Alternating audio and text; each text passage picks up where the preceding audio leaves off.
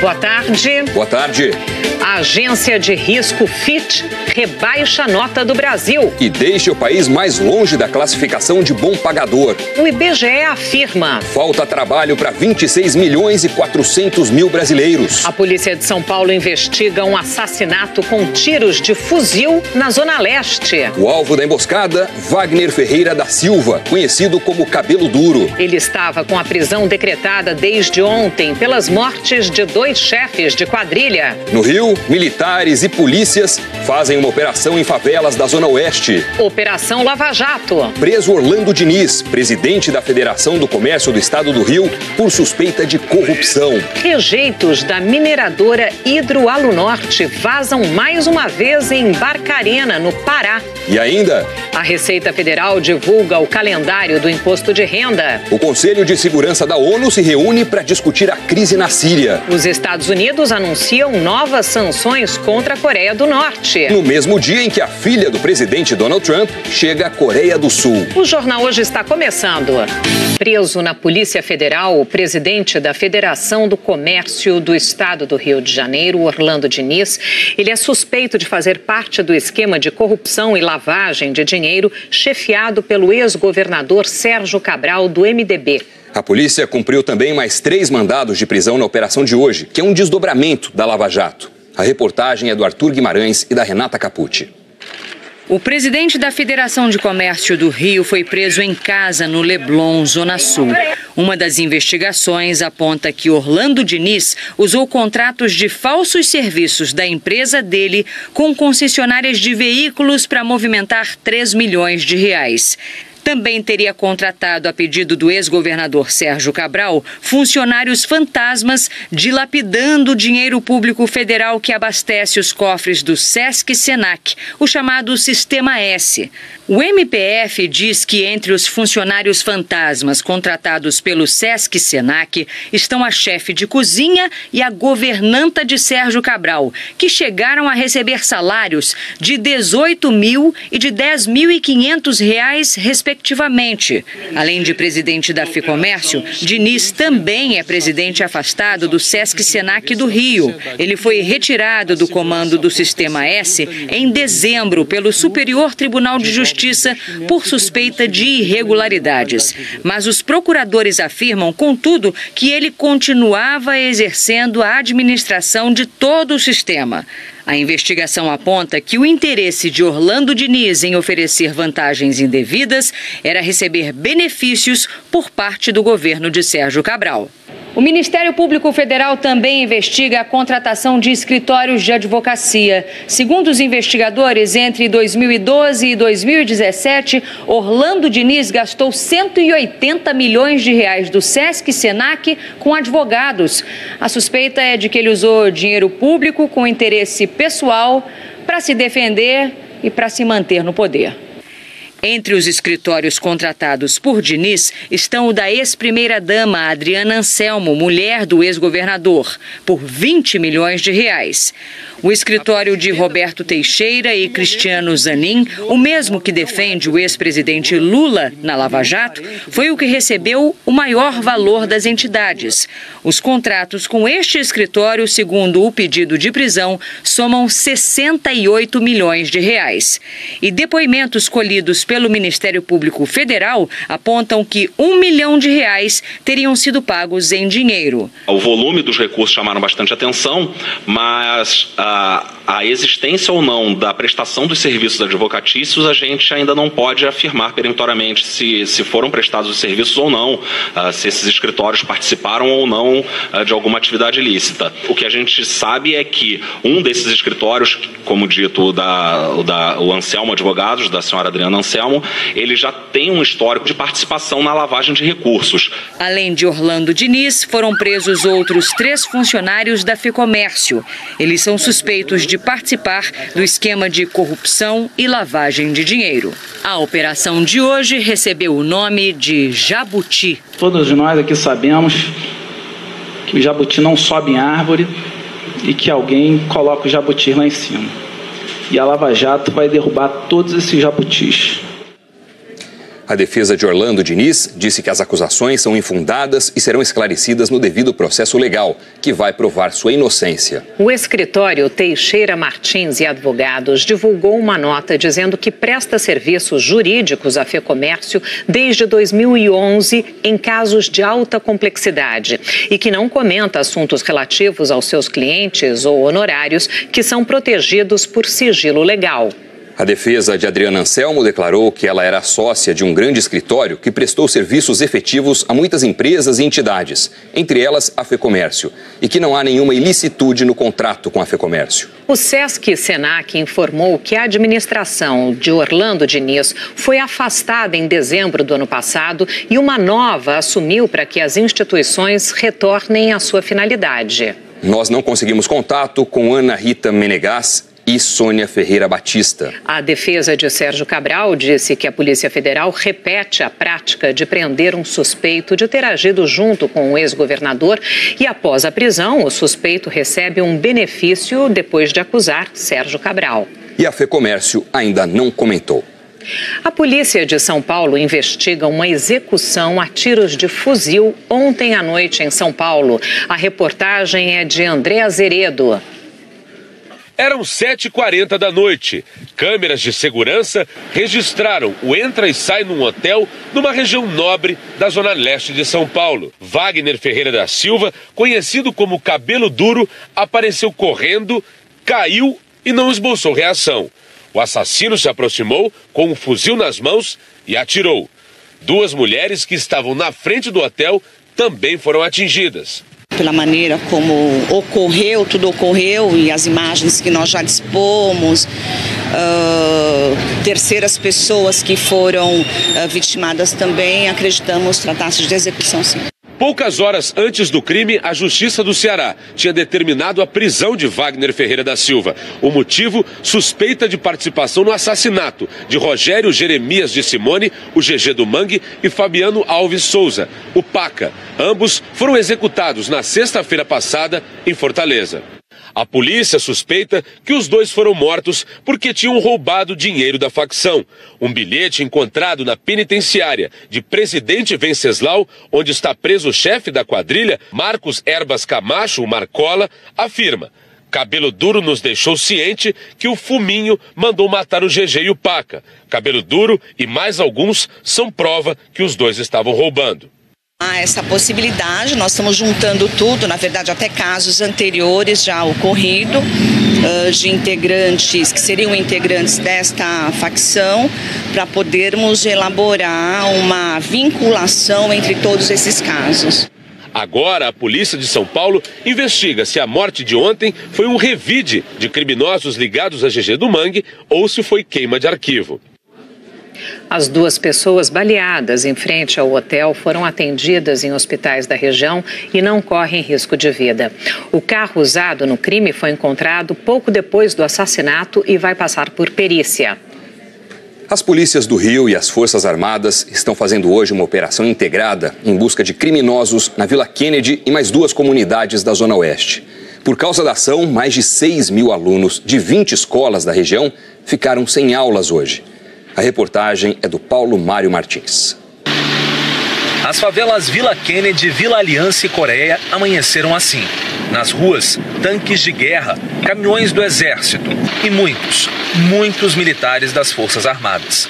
3.200 ao todo. Eles foram dar apoio à operação conjunta das polícias civil e militar. Os militares das Forças Armadas cercaram os principais acessos às comunidades e abriram caminho para a polícia, retirando das ruas barricadas colocadas por traficantes.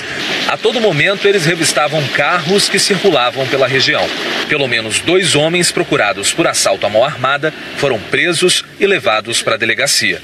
A operação de hoje acontece 2 dias depois da morte do subcomandante da Unidade de Polícia Pacificadora da Vila Kennedy. Momentos antes do crime, o tenente Guilherme Lopes Cruz tinha recuperado uma de Fernandes Nunes. O general é carioca e atualmente está à frente da Escola de Comando e Estado-Maior do Exército. Ele comandou a ocupação do Complexo da Maré pelas Forças Armadas entre dezembro de 2014 e fevereiro de 2015. O general vai ficar subordinado diretamente ao interventor Braga Neto, que responde ao presidente da República. O novo secretário vai ter vários desafios, como, por exemplo, o déficit da Polícia Militar. Faltam 15 mil policiais. A Polícia Civil sofre com um sucateamento. Segundo o Sindicato dos Servidores, a falta de investimentos vem prejudicando há muitos anos o trabalho de investigação. Segundo a PM do Rio, a corporação tem hoje pouco menos de 45 mil homens, 15 mil a menos do que o que considera ideal. A PM disse que todo ano há redução da tropa por fatores como aposentadoria e afastamento e que no ano passado quase não houve reposição por conta da crise. Até agora, a Polícia Civil não comentou. Equipes do IBAMA e da Secretaria de Meio Ambiente do Pará estão em Barcarena avaliando os danos provocados por um vazamento de rejeitos da mineradora Hidroalunorte. O Instituto Evandro Chagas divulgou ontem um laudo que comprova a contaminação de igarapés da região por substâncias tóxicas no último fim de semana. Ontem à noite, um novo vazamento assustou os moradores. A reportagem é de Fabiano Vilela. Neste vídeo gravado pela Prefeitura de Barcarena, a PA 481 aparece coberta de lama, que vazou de um caminhão que transportava resíduos da Hidroalunorte. A Secretaria Municipal de Meio Ambiente coletou amostras dos rejeitos. Esta manhã, representantes do IBAMA, da Prefeitura de Barcarena, do Governo do Pará, além de moradores aqui da região e uma comissão de deputados federais, chegaram aqui até a sede da Hidro. Depois dessa reunião com gerentes e diretores da empresa, eles vão fazer uma vistoria na área da refinaria para apurar as causas do vazamento. Eles querem saber se o vazamento de rejeitos nas instalações da empresa, depois da chuva do último sábado, teria sido apenas um acidente. É que a Prefeitura de Barcarena descobriu uma tubulação usada pela Hidro para despejar o excesso de água em uma região de mata. Muito grave, que significa que a empresa estaria mostrando uma planta para ser visitada pelos técnicos do IBAMA, da Secretaria do Meio Ambiente, mas teria realizado fora do projeto aprovado e licenciado uma saída de material extremamente contaminante. Pesquisadores do Instituto Evandro Chagas constataram a presença de chumbo e de altos níveis de nitrato, sódio e alumínio em amostras de água coletadas na empresa, em áreas de floresta que ficaram inundadas e nos igarapés que cortam 3 comunidades vizinhas. O índice do alumínio estava 25 vezes acima do normal. A população nessas regiões usa poços artesianos rasos. Essa população pode estar tomando uma água que já pode estar comprometida. A Hidro vinha negando o vazamento, mas logo após a divulgação do relatório do Instituto Evandro Chagas, disse em nota que vai analisar o laudo antes de se manifestar sobre o assunto. Mais de 400 famílias podem ter sido atingidas pela contaminação. Elas reclamam que até agora não receberam assistência. Estou com medo, né, que foi comprovado que está contaminado. Aí a gente está aguardando os pessoal. Ficaram de trazer uma água aqui para a gente, até agora nada. Este não foi o primeiro vazamento na mineradora. Em 2009, o IBAMA aplicou 3 multas à Alunorte por causa da poluição de um rio por resíduos de bauxita. As multas de 17 milhões de reais não foram pagas até hoje. A empresa recorreu e informou que acompanha os processos. A Hidroalunorte informou que está distribuindo água potável, mas como nós vimos na reportagem, os moradores vizinhos dizem que não receberam nada até agora. Há pouco mais de 2 anos, todos nós nos lembramos, em Mariana, Minas Gerais, o rompimento de uma barragem da mineradora Samarco matou 19 pessoas e destruiu o vilarejo de Bento Rodrigues. A mineradora recebeu 37 multas do governo de Minas e 24 do IBAMA, apenas uma, parcelada em 60 meses, vem sendo paga. Sandra, que o desemprego no Brasil é alto, isso a gente sabe. São 12 milhões e 300 mil desempregados. Se formassem uma fila, considerando que cada pessoa ocupa em média meio metro, ela teria mais de 6 mil quilômetros. Iria de Brasília até Orlando, nos Estados Unidos. Mas e se a gente incluísse na conta a força de trabalho desperdiçada? Quem gostaria de trabalhar mais e também quem só está parado porque desistiu de procurar? O IBGE fez esse levantamento. Os dados são do quarto trimestre do ano passado. Vai somando. Os desempregados, só vale quem procurou trabalho nos últimos 30 dias, 12,3 milhões. Quem trabalha menos do que gostaria, os subocupados, 6 milhões e meio de brasileiros. Os desalentados, quem acha que por ser novo ou velho ou inexperiente ou coisa do tipo, não tem oportunidade e por isso desiste de procurar um emprego, 4 milhões e 300 mil. E ainda os desempregados que, por qualquer motivo, não estavam disponíveis para trabalhar na semana da pesquisa. Por exemplo, um pai ou uma mãe que precisava cuidar dos filhos naquela semana. 3 milhões e 300 mil. Resultado, segundo o IBGE, falta trabalho para 26 milhões e 400 mil brasileiros. É a chamada subutilização da nossa força de trabalho. No caso daquela fila, ela iria de Brasília ao Alasca, Sandra. Nossa, é distante, é uma distância enorme. Bom, e muita gente tem que fazer imposto de renda, né? A Receita Federal divulgou as informações sobre o imposto de renda deste ano. A novidade é o CPF obrigatório para dependentes com mais de 8 anos de idade. A reportagem é da Flávia Alvarenga. Todos os dependentes com mais de 8 anos têm de ter o CPF, é obrigatório. Sem o documento, o responsável não poderá fazer as deduções no imposto. Por isso, é bom procurar um órgão credenciado e fazer logo o CPF. Pela internet, só dá para fazer quem tem mais de 16 anos. É obrigado a fazer a declaração quem teve rendimentos tributáveis acima de R$ 28.559 no ano passado. Para atividade rural, quem teve receita bruta maior que R$ 142.798. E quem recebeu rendimentos isentos não tributáveis, cuja soma for superior a R$ 40 mil. O limite de dedução por dependente é de R$ 2.275. O desconto, que poderá ser feito com gastos de educação individual, é de até R$ 3.561. Despesas médicas não tem limite. O desconto por contribuição patronal de empregado doméstico é de até R$ 1.171. O prazo da entrega vai de 1º de março a 30 de abril. A última vez que a tabela do imposto de renda foi corrigida foi há 3 anos, em 2015. As mudanças na faixa de renda, com as alíquotas de desconto, não acompanham a inflação há muito mais tempo. A defasagem na tabela é grande. Um estudo do Sindicato Nacional dos Auditores Fiscais da Receita Federal mostra que de 1996 até 2017, a defasagem é de 88,4%. Hoje, só está isento de pagar o imposto quem tem renda mensal de até R$ 1.903. Se a tabela fosse corrigida acompanhando a inflação, de acordo com o Sindifisco, quem ganha até R$ 3.556 estaria isento do imposto de renda. A equipe econômica vem dizendo que não há previsão no orçamento para a correção da tabela do imposto de renda. Falta menos de um mês para o verão terminar e o frio já começou a dar as caras, né, Sandra? Olha, tem a Eliana Marques. Boa tarde, Eliana. Boa tarde para você, Doni. Sandra, boa tarde a todos. Olha, exatamente 25 dias aí para o verão terminar. O outono começa no dia 20 de março. Só que hoje já amanheceu desse jeito aqui que a gente vai ver, olha, lá em Ponta Porã, Mato Grosso do Sul, pertinho com a fronteira com o Uruguai. No sul, fez mais frio ainda, 6 graus em General Carneiro, 8 graus em Caçador, corrigindo fronteira com o Paraguai.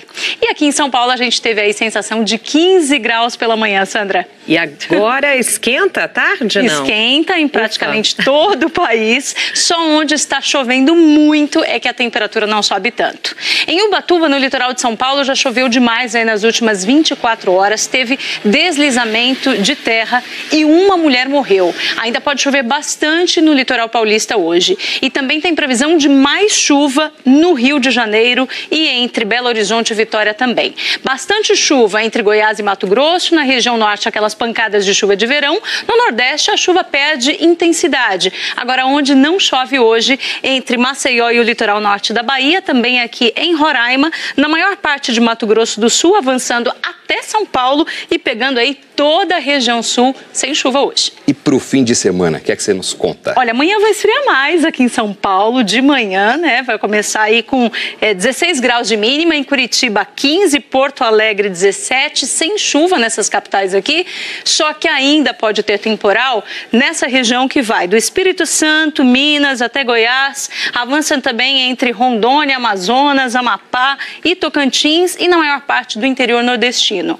14 capitais já ultrapassaram a média de chuva do mês de fevereiro, já choveu mais que o normal, portanto, em Porto Velho, Rio Branco, Boa Vista, Belém, Palmas, São Luís, Natal, Maceió, Aracaju, também aqui, olha, entre Cuiabá, Campo Grande, Brasília, Rio de Janeiro e Vitória. E até o fim do mês ainda deve cair água, olha, principalmente aqui no sul do Ceará, também pegando o norte do Tocantins e de Goiás, entre Acre e o Amazonas, e destaco ainda muita chuva nos próximos dias lá em Minas. Ok, obrigada, Eliana. Bom fim de semana. Obrigado para você também. Notícias internacionais: aviões sírios e russos não param de bombardear a região de Guta Oriental, o último enclave rebelde perto da capital síria, Damasco. 426 pessoas morreram nos últimos 6 dias, segundo o Observatório Sírio de Direitos Humanos. E o Conselho de Segurança da ONU vai se reunir daqui a pouco em Nova York para tentar uma trégua. Vamos falar sobre isso com o correspondente Tiago Eltz. Oi, Tiago, boa tarde para você. Pelo que se sabe até agora, o que deve ser discutido de prático no Conselho de Segurança? Oi, boa tarde, Doni. O Conselho vai começar a votar daqui a pouco, né? Esse cessar-fogo de 30 dias na guerra da Síria, para permitir a entrada de comida, ajuda médica, remédios, a retirada dos feridos. A reunião atrasou, ela já era para ter começado, isso por causa de negociações do texto que vai ser votado. Não se sabe ainda se a Rússia vai concordar com a resolução. E a Rússia é decisiva nessa história toda. Ela tem poder de veto no Conselho de Segurança e é a maior aliada do ditador sírio Bashar al-Assad. Os aviões russos estão, inclusive, participando dos bombardeios dessa semana. Desde que a guerra na Síria começou, em 2011, a Rússia já vetou resoluções parecidas com essa 11 vezes. E diplomatas temem agora que Moscou esteja tentando dar mais tempo à Síria para que o regime continue com os ataques e tente um golpe final contra os rebeldes. O texto da resolução, que vai ser votado aqui na ONU, afirma que 5.600.000 pessoas em toda a Síria estão passando fome, não têm remédios, precisam de ajuda, precisam de uma trégua para receber essa ajuda humanitária. Ok, obrigada, Tiago. Colapso humanitário. Completamente. A mudança da embaixada americana de Tel Aviv para Jerusalém já está com data marcada. Será em maio deste ano, para coincidir com os 70 anos da criação do Estado de Israel. Os Estados Unidos foram o primeiro país do mundo a reconhecer Jerusalém como a capital israelense. O presidente Donald Trump anunciou a mudança da embaixada americana em dezembro e provocou uma onda de protestos porque os palestinos também reivindicam a cidade como a capital de um futuro Estado.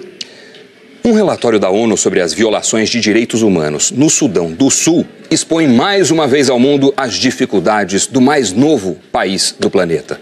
Quem tem as informações é a nossa correspondente Cecília Malan, direto de Londres. Oi, Cecília, boa tarde. O que é que esse estudo diz?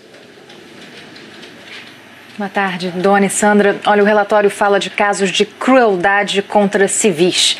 A comissão tenta responsabilizar individualmente mais de 40 funcionários do alto escalão militar por crimes contra a humanidade no Sudão do Sul. Crianças teriam sido recrutadas, forçadas a matar e, em muitos casos, obrigadas a ver parentes serem mortos. Nem mesmo os idosos são poupados. Muitos são deixados para trás porque não conseguem fugir a pé. Uma senhora de 85 anos teria sido estuprada por um grupo de homens e depois viu a família ser assassinada. Funcionários das Nações Unidas afirmam que essas histórias são baseadas em entrevistas com centenas de testemunhas e mais de 50 mil documentos. Segundo a Comissão de Direitos Humanos da ONU, os casos de violência sexual são apenas a ponta do iceberg. O Sudão do Sul, rico em petróleo, ganhou a independência do vizinho Sudão em 2011, mas entrou em guerra civil 2 anos depois. Um acordo de paz em 2015 não foi respeitado e diferentes facções do governo continuam em guerra. 4 milhões de pessoas já fugiram de suas casas. Isso é quase metade da população aqui de Londres. Muitos tentam recomeçar a vida em outros países, mas nem isso é fácil. Israel, por exemplo, deu recentemente um ultimato a muitos imigrantes africanos, entre eles sudaneses do Sul, para deixarem o país, uma deportação que viola a lei internacional para refugiados. Doni. Cecília Malan, obrigado pelas informações.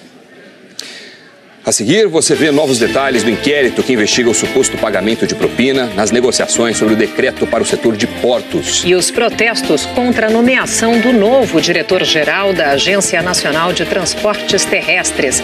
A gente volta já. O inquérito que investiga o presidente Michel Temer sobre um suposto pagamento de propina na edição de um decreto para o setor de portos recebeu novos documentos. O caso corre no Supremo Tribunal Federal. Andréa Sadi, boa tarde para você. Você teve acesso aos documentos. Oi, Doni, boa tarde para você, Sandra, boa tarde a todos. Olha, são novos documentos, novos depoimentos de pessoas que foram chamadas a falar neste inquérito nas últimas semanas. Por exemplo, Ricardo Saldi, que é delator da JBS, e do senador Wellington Fagundes, que falou nesta segunda, neste inquérito que investiga o presidente Michel Temer.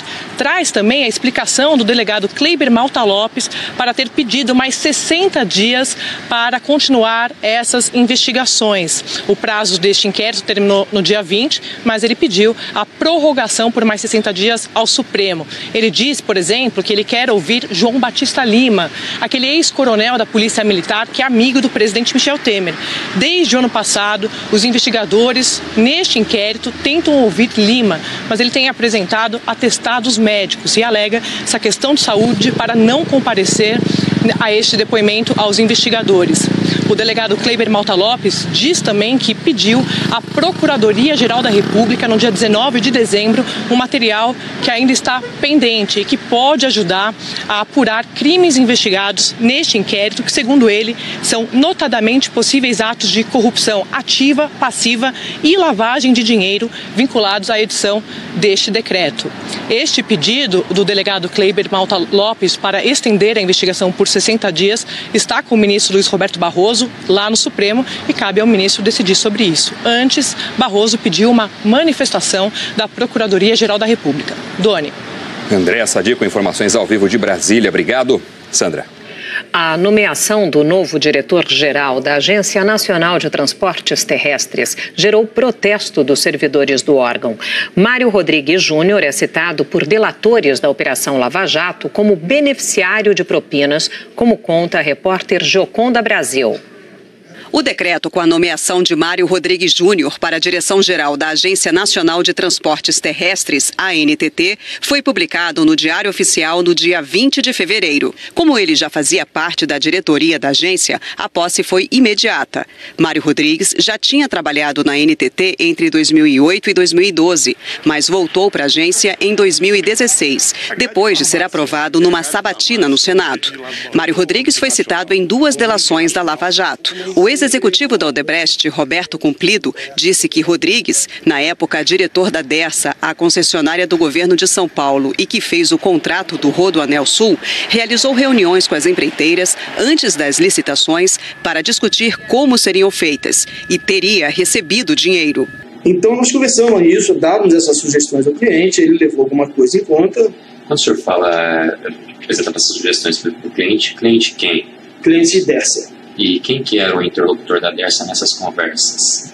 Olha, eram conversas assim a nível de vários setores da própria secretaria, mas sempre o Mário Rodrigues, que era o diretor de engenharia. Outro depoimento foi do ex-executivo da OAS, Carlos Henrique Barbosa Lemos. Em agosto de 2017, Carlos Henrique disse que a OAS fez repasse de R$2.300.000 para Mário Rodrigues e que se recorda que parte do dinheiro foi transferida na forma de doações eleitorais ao PSDB registradas na Justiça Eleitoral, sendo que outra parte dos pagamentos foi feita em espécie. De acordo com a delação, o valor fazia parte de um montante de R$30 milhões que seria necessário repassar para a campanha do tucano José Serra para o governo do estado de São Paulo em 2006.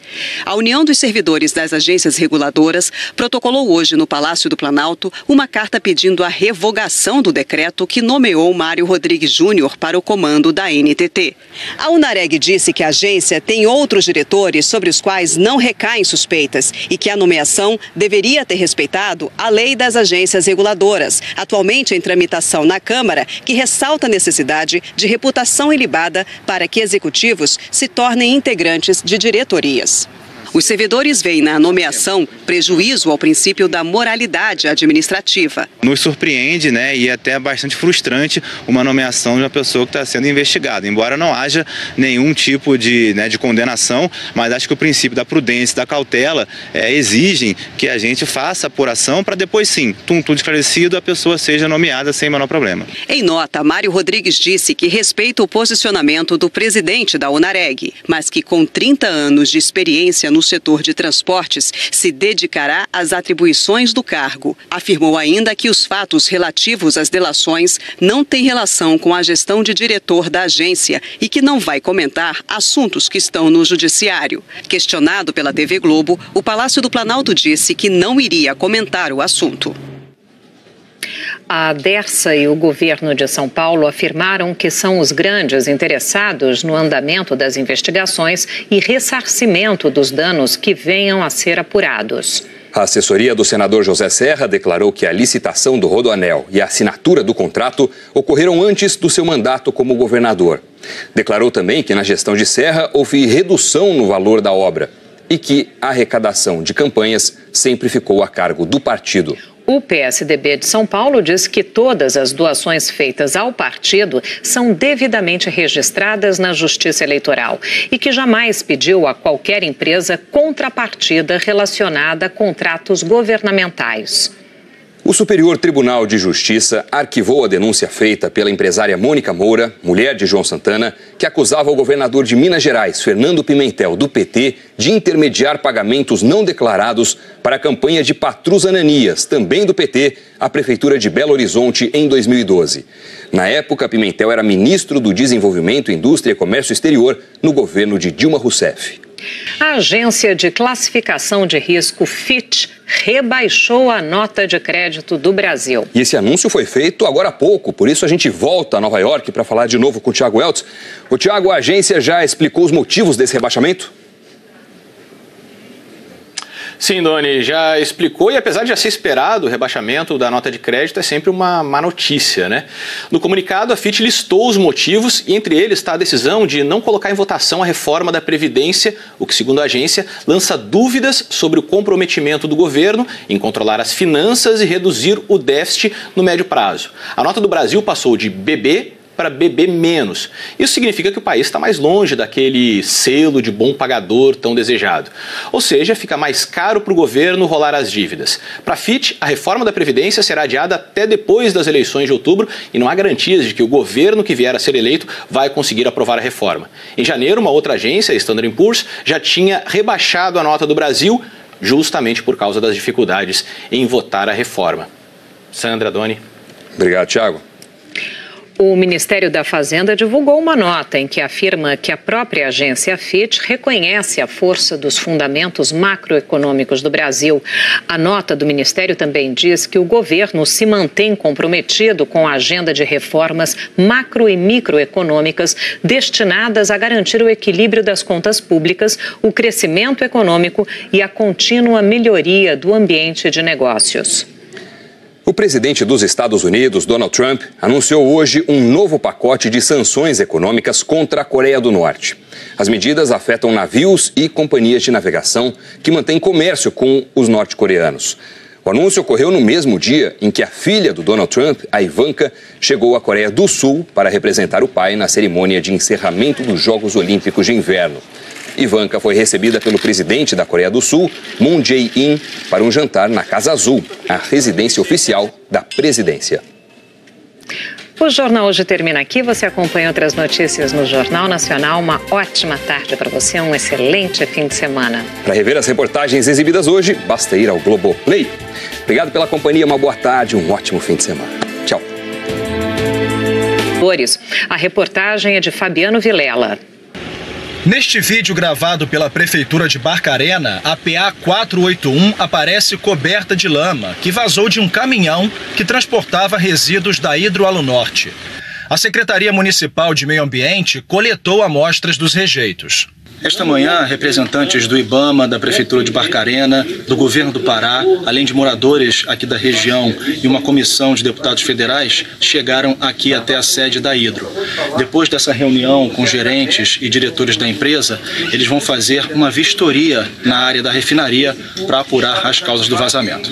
Eles querem saber se o vazamento de rejeitos nas instalações da empresa, depois da chuva do último sábado, teria sido apenas um acidente.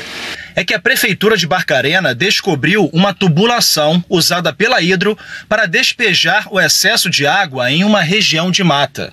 Muito grave, que significa que a empresa estaria mostrando uma planta para ser visitada pelos técnicos do IBAMA, da Secretaria do Meio Ambiente, mas teria realizado fora do projeto aprovado e licenciado uma saída de material extremamente contaminante. Pesquisadores do Instituto Evandro Chagas constataram a presença de chumbo e de altos níveis de nitrato, sódio e alumínio em amostras de água coletadas na empresa, em áreas de floresta que ficaram inundadas e nos igarapés que cortam 3 comunidades vizinhas. O índice do alumínio estava 25 vezes acima do normal. A população nessas regiões usa poços artesianos rasos. Essa população pode estar tomando uma água que já pode estar comprometida. A Hidro vinha negando o vazamento, mas logo após a divulgação do relatório do Instituto Evandro Chagas, disse em nota que vai analisar o laudo antes de se manifestar sobre o assunto. Mais de 400 famílias podem ter sido atingidas pela contaminação. Elas reclamam que até agora não receberam assistência. Estou com medo, né, que foi comprovado que está contaminado. Aí a gente está aguardando os pessoal. Ficaram de trazer uma água aqui para a gente, até agora nada. Este não foi o primeiro vazamento na mineradora. Em 2009, o IBAMA aplicou 3 multas à Alunorte por causa da poluição de um rio por resíduos de bauxita. As multas de 17 milhões de reais não foram pagas até hoje. A empresa recorreu e informou que acompanha os processos. A Hidro Alunorte informou que está distribuindo água potável. Mas como nós vimos na reportagem, os moradores vizinhos dizem que não receberam nada até agora. Há pouco mais de 2 anos, todos nós nos lembramos, em Mariana, Minas Gerais, o rompimento de uma barragem da mineradora Samarco matou 19 pessoas e destruiu o vilarejo de Bento Rodrigues. Documentos.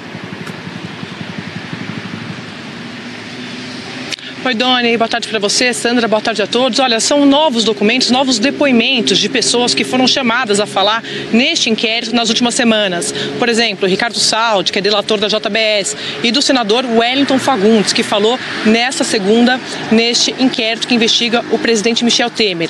Traz também a explicação do delegado Kleiber Malta Lopes para ter pedido mais 60 dias para continuar essas investigações. O prazo deste inquérito terminou no dia 20, mas ele pediu a prorrogação por mais 60 dias ao Supremo. Ele diz, por exemplo, que ele quer ouvir João Batista Lima, aquele ex-coronel da Polícia Militar que é amigo do presidente Michel Temer. Desde o ano passado, os investigadores, neste inquérito, tentam ouvir Lima, mas ele tem apresentado atestados médicos e alega essa questão de saúde para não comparecer a este depoimento aos investigadores.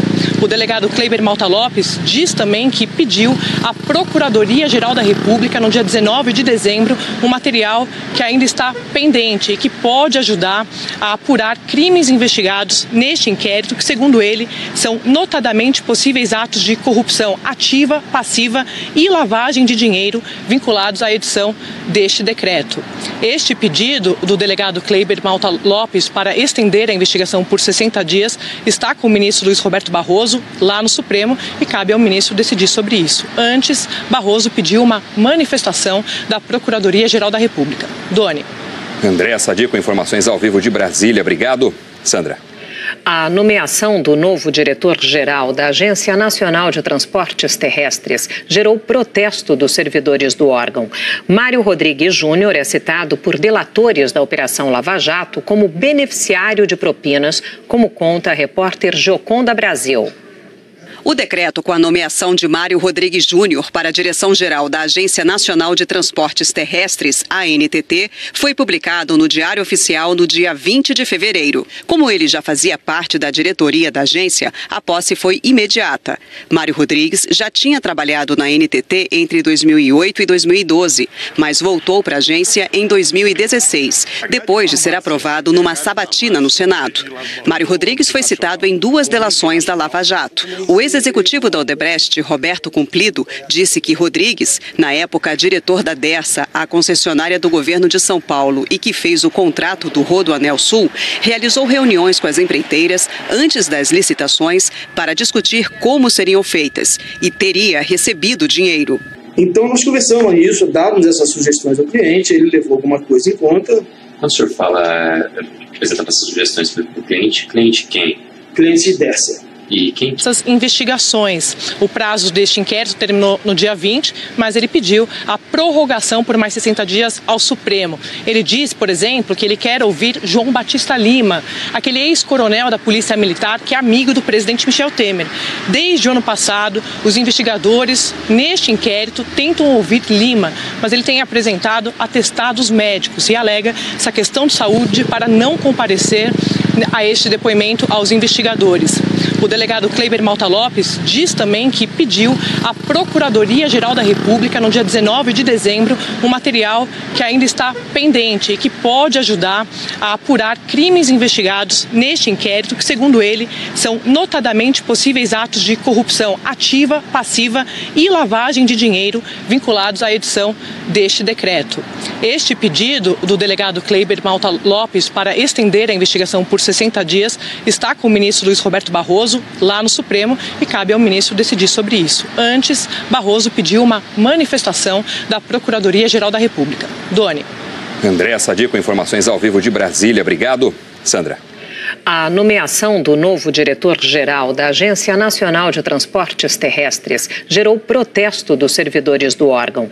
Mário Rodrigues Júnior é citado por delatores da Operação Lava Jato como beneficiário de propinas, como conta a repórter Gioconda Brasil.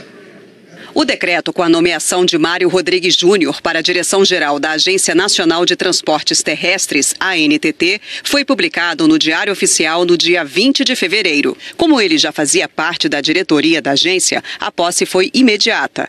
Mário Rodrigues já tinha trabalhado na ANTT entre 2008 e 2012, mas voltou para a agência em 2016, depois de ser aprovado numa sabatina no Senado.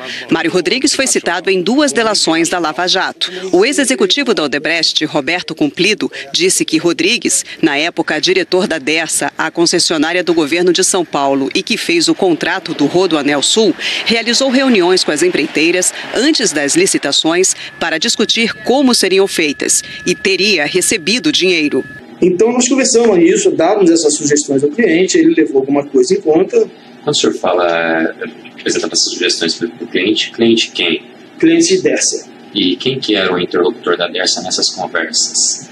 Olha, eram conversas assim a nível de vários setores da própria secretaria, mas sempre o Mário Rodrigues, que era o diretor de engenharia. Outro depoimento foi do ex-executivo da OAS, Carlos Henrique Barbosa Lemos. Em agosto de 2017, Carlos Henrique disse que a OAS fez repasse de R$2.300.000 para Mário Rodrigues e que se recorda que parte do dinheiro foi transferida na forma de doações eleitorais ao PL. O relatório do Instituto Evandro Chagas disse em nota que vai analisar o laudo antes de se manifestar sobre o assunto.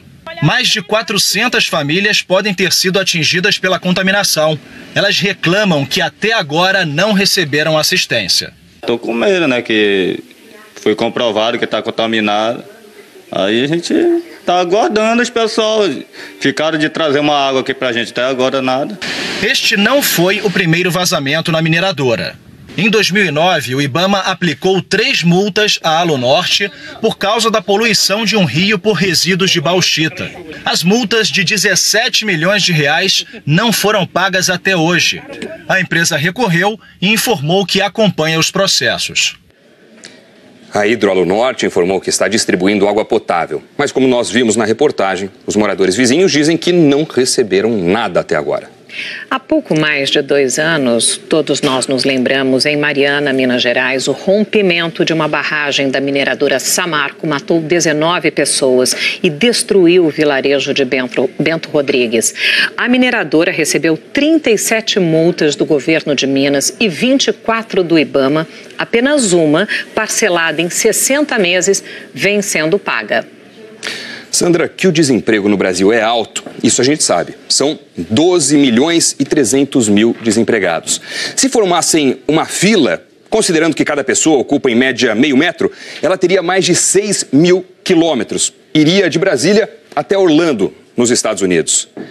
Mas e se a gente incluísse na conta a força de trabalho desperdiçada? Quem gostaria de trabalhar mais e também quem só está parado porque desistiu de procurar? O IBGE fez esse levantamento.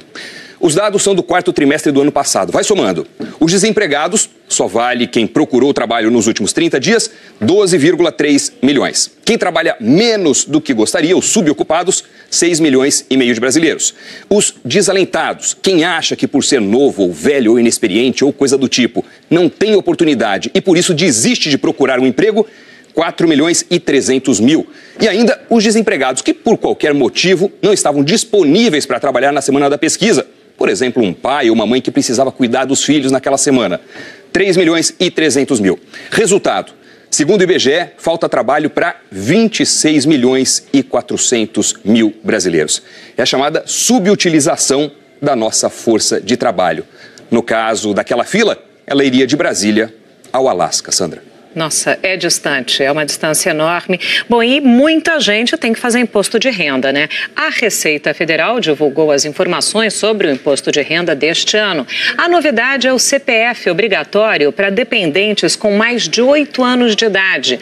A reportagem é para refugiados. Doni. Cecília Malan, obrigado pelas informações. A seguir, você vê novos detalhes do inquérito que investiga o suposto pagamento de propina nas negociações sobre o decreto para o setor de portos. E os protestos contra a nomeação do novo diretor-geral da Agência Nacional de Transportes Terrestres. A gente volta já. O inquérito que investiga o presidente Michel Temer sobre um suposto pagamento de propina na edição de um decreto para o setor de portos recebeu novos documentos. O caso corre no Supremo Tribunal Federal. André Sadi, boa tarde para você. Você teve acesso aos documentos. Oi, Doni, boa tarde para você, Sandra, boa tarde a todos. Olha, são novos documentos, novos depoimentos de pessoas que foram chamadas a falar neste inquérito nas últimas semanas. Por exemplo, Ricardo Saldi, que é delator da JBS, e do senador Wellington Fagundes, que falou nesta segunda, neste inquérito que investiga o presidente Michel Temer. Traz também a explicação do delegado Kleiber Malta Lopes para ter pedido mais 60 dias para continuar essas investigações. O prazo deste inquérito terminou no dia 20, mas ele pediu a prorrogação por mais 60 dias ao Supremo. Ele diz, por exemplo, que ele quer ouvir João Batista Lima, aquele ex-coronel da Polícia Militar que é amigo do presidente Michel Temer. Desde o ano passado, os investigadores neste inquérito tentam ouvir Lima, mas ele tem apresentado atestados médicos e alega essa questão de saúde para não comparecer a este depoimento aos investigadores. O delegado Kleiber Malta Lopes diz também que pediu à Procuradoria-Geral da República, no dia 19 de dezembro, um material que ainda está pendente e que pode ajudar a apurar crimes investigados neste inquérito, que, segundo ele, são notadamente possíveis atos de corrupção ativa, passiva e lavagem de dinheiro vinculados à edição deste decreto. Este pedido do delegado Kleiber Malta Lopes para estender a investigação por 60 dias está com o ministro Luiz Roberto Barroso lá no Supremo e cabe ao ministro decidir sobre isso. Antes, Barroso pediu uma manifestação da Procuradoria-Geral da República. Doni. André Sadi com informações ao vivo de Brasília. Obrigado, Sandra. A nomeação do novo diretor-geral da Agência Nacional de Transportes Terrestres gerou protesto dos servidores do órgão. Mário Rodrigues Júnior é citado por delatores da Operação Lava Jato como beneficiário de propinas, como conta a repórter Gioconda Brasil. O decreto com a nomeação de Mário Rodrigues Júnior para a direção-geral da Agência Nacional de Transportes Terrestres, ANTT, foi publicado no Diário Oficial no dia 20 de fevereiro. Como ele já fazia parte da diretoria da agência, a posse foi imediata. Mário Rodrigues já tinha trabalhado na ANTT entre 2008 e 2012. No estado do Rio de Janeiro, Orlando Diniz, ele é suspeito de fazer parte do esquema de corrupção e lavagem de dinheiro chefiado pelo ex-governador Sérgio Cabral, do MDB. A polícia cumpriu também mais 3 mandados de prisão na operação de hoje, que é um desdobramento da Lava Jato. A reportagem é do Arthur Guimarães e da Renata Capucci. O presidente da Federação de Comércio do Rio foi preso em casa no Leblon, Zona Sul. Uma das investigações aponta que Orlando Diniz usou contratos de falsos serviços da empresa dele com concessionárias de veículos para movimentar 3 milhões de reais. Também teria contratado, a pedido do ex-governador Sérgio Cabral, funcionários fantasmas dilapidando o dinheiro público federal que abastece os cofres do Sesc-Senac, o chamado Sistema S. O MPF diz que entre os funcionários fantasmas contratados pelo Sesc-Senac estão a chefe de cozinha e a governanta de Sérgio Cabral, que chegaram a receber salários de R$18 mil e de R$10.500, respectivamente. Além de presidente da Ficomércio, Diniz também é presidente afastado do Sesc-Senac do Rio. Ele foi retirado do comando do Sistema S em dezembro pelo Superior Tribunal de Justiça por suspeita de irregularidades. Mas os procuradores afirmam, contudo, que ele continuava exercendo a administração de todo o sistema. A investigação aponta que o interesse de Orlando Diniz em oferecer vantagens indevidas era receber benefícios por parte do governo de Sérgio Cabral. O Ministério Público Federal também investiga a contratação de escritórios de advocacia. Segundo os investigadores, entre 2012 e 2017, Orlando Diniz gastou R$180 milhões do Sesc-Senac com advogados. A suspeita é de que ele usou dinheiro público com interesse pessoal para se defender e para se manter no poder. Entre os escritórios contratados por Diniz estão o da ex-primeira-dama Adriana Anselmo, mulher do ex-governador, por R$20 milhões.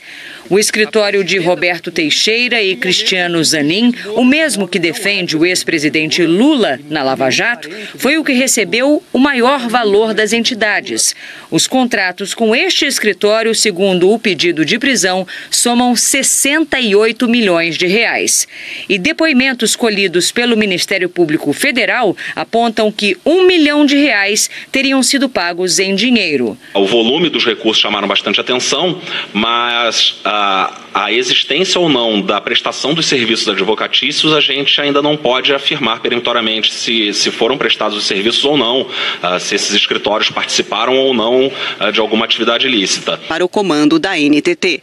A Unareg disse que a agência tem outros diretores sobre os quais não recaem suspeitas e que a nomeação deveria ter respeitado a lei das agências reguladoras, atualmente em tramitação na Câmara, que ressalta a necessidade de reputação ilibada para que executivos se tornem integrantes de diretorias. Os servidores veem na nomeação prejuízo ao princípio da moralidade administrativa. Nos surpreende, e é até bastante frustrante uma nomeação de uma pessoa que está sendo investigada. Embora não haja nenhum tipo de condenação, mas acho que o princípio da prudência e da cautela exigem que a gente faça a apuração para depois sim, tudo esclarecido, a pessoa seja nomeada sem o menor problema. Em nota, Mário Rodrigues disse que respeita o posicionamento do presidente da Unareg, mas que com 30 anos de experiência no setor de transportes, se dedicará às atribuições do cargo. Afirmou ainda que os fatos relativos às delações não têm relação com a gestão de diretor da agência e que não vai comentar assuntos que estão no judiciário. Questionado pela TV Globo, o Palácio do Planalto disse que não iria comentar o assunto. A Dersa e o governo de São Paulo afirmaram que são os grandes interessados no andamento das investigações e ressarcimento dos danos que venham a ser apurados. A assessoria do senador José Serra declarou que a licitação do Rodoanel e a assinatura do contrato ocorreram antes do seu mandato como governador. Declarou também que na gestão de Serra houve redução no valor da obra. e que a arrecadação de campanhas sempre ficou a cargo do partido. O PSDB de São Paulo diz que todas as doações feitas ao partido são devidamente registradas na Justiça Eleitoral e que jamais pediu a qualquer empresa contrapartida relacionada a contratos governamentais. O Superior Tribunal de Justiça arquivou a denúncia feita pela empresária Mônica Moura, mulher de João Santana, que acusava o governador de Minas Gerais, Fernando Pimentel, do PT, de intermediar pagamentos não declarados para a campanha de Patrus Ananias, também do PT, à Prefeitura de Belo Horizonte em 2012. Na época, Pimentel era ministro do Desenvolvimento, Indústria e Comércio Exterior no governo de Dilma Rousseff. A agência de classificação de risco Fitch rebaixou a nota de crédito do Brasil. E esse anúncio foi feito agora há pouco, por isso a gente volta a Nova York para falar de novo com o Tiago Eltz. O Tiago, a agência já explicou os motivos desse rebaixamento? Sim, Doni, já explicou e apesar de já ser esperado, o rebaixamento da nota de crédito é sempre uma má notícia, né?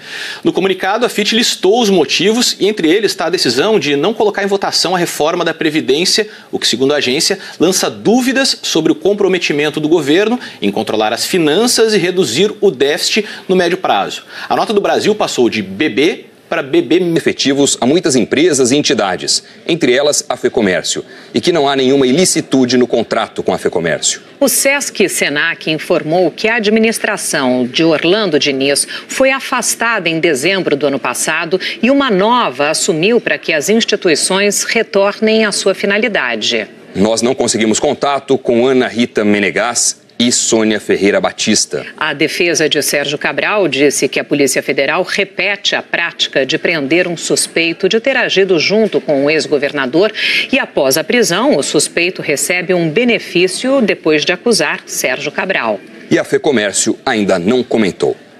A polícia de São Paulo investiga uma execução a tiros de fuzil ontem à noite em São Paulo. A reportagem é de André Azeredo. Eram 7h40 da noite. Câmeras de segurança registraram o entra e sai num hotel numa região nobre da zona leste de São Paulo. Wagner Ferreira da Silva, conhecido como Cabelo Duro, apareceu correndo, caiu e não esboçou reação. O assassino se aproximou com um fuzil nas mãos e atirou. Duas mulheres que estavam na frente do hotel também foram atingidas. Pela maneira como ocorreu, tudo ocorreu e as imagens que nós já dispomos, terceiras pessoas que foram vitimadas também, acreditamos tratar-se de execução, sim.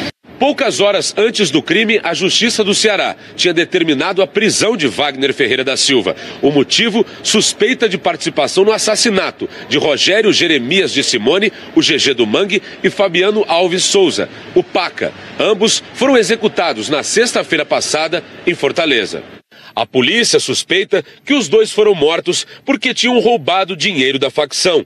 Um bilhete encontrado na penitenciária de Presidente Venceslau, onde está preso o chefe da quadrilha, Marcos Herbas Camacho, o Marcola, afirma: Cabelo Duro nos deixou ciente que o Fuminho mandou matar o GG e o Paca. Cabelo Duro e mais alguns são prova que os dois estavam roubando. Há essa possibilidade, nós estamos juntando tudo, na verdade até casos anteriores já ocorrido, de integrantes, que seriam integrantes desta facção, para podermos elaborar uma vinculação entre todos esses casos.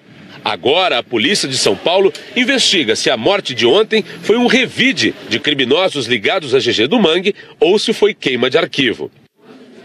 As duas pessoas baleadas em frente ao hotel foram atendidas em hospitais da região e não correm risco de vida. O carro usado no crime foi encontrado pouco depois do assassinato e vai passar por perícia.